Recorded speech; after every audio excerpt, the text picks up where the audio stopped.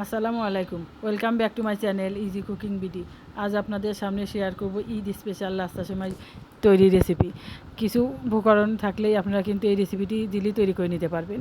নাস্তার সময় তো আমাদের কিনেই খেতে হয়, কিন্তু বাড়িতে এইভাবে স্বাস্থ্যসম্মত উপায় তৈরি করলে হয়। তরুণ রেসিপিটি শুরু করা যাক।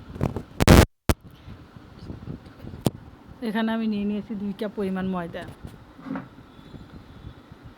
এখানে দিয়ে দিয়েছি সামান্য পরিমাণ চিনি এবং কিছুটা লবণ। চিনি দেওয়ার কারণ হচ্ছে সেমাইটা অনেক ক্রিস্পি হবে এবং মুসমুসে হবে। লবণ এবং চিনিটা মিশিয়ে নিচ্ছি। এটা অ্যাড করে দিচ্ছি পানি। পানিটা একেবারে দেবেন না, ডোটা নষ্ট হয়ে যেতে পারে। ডোটা একদম রেডি। কিছুক্ষণ আমি রেস্টে রেখে দেব। কিছুক্ষণ পর আমি একটু লেচি কেটে নিচ্ছি, 3টা ভাগে ভাগ করে নিলাম। এখানে ডালডা নিয়ে নিয়েছি হাফ কাপ। এতে অ্যাড করে দিয়েছি হাফ কাপ পরিমাণ সয়াবিন তেল। ডালডার পরিবর্তে আপনারা ঘিটাও নিতে পারেন।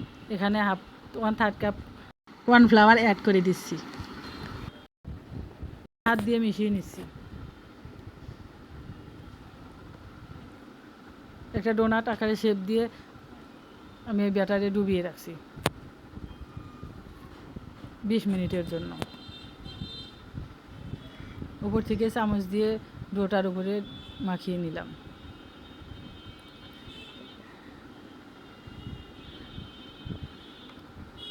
ফিরে এলাম 20 মিনিট পর।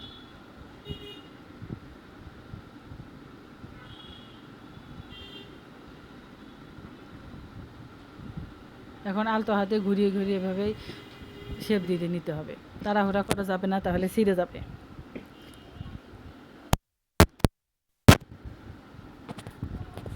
এভাবে ঘুরিয়ে নিতে হবে আর হাত দিয়ে আলতো হাতে কাজটা করতে হবে।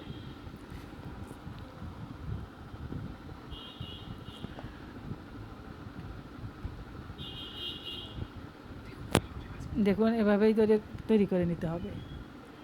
একটা হয়ে গেলে রেস্টে রেখে আর একটা ধরতে হবে।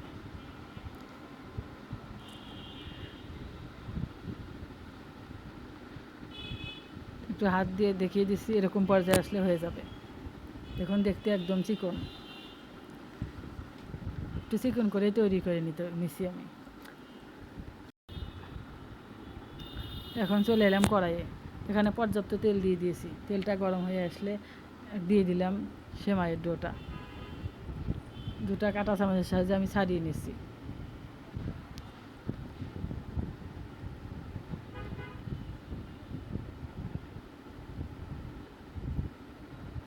দিয়ে দিলাম আর একটা ডো।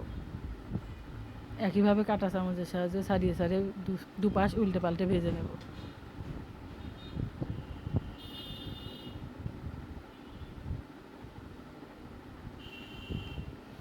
ভাজা আমার শেষ। এখন পরিবেশন করে দেখাচ্ছি।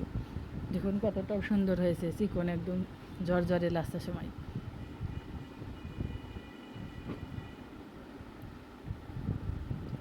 আপনারা খুব সহজেই এই রেসিপিটা ফলো করে সেমাই তৈরি করে নিতে পারবেন। রেসিপিটা ভালো লাগে লাইক অ্যান্ড সাবস্ক্রাইব করে পাশে থাকবেন। আল্লাহ হাফেজ। এই রেসিপি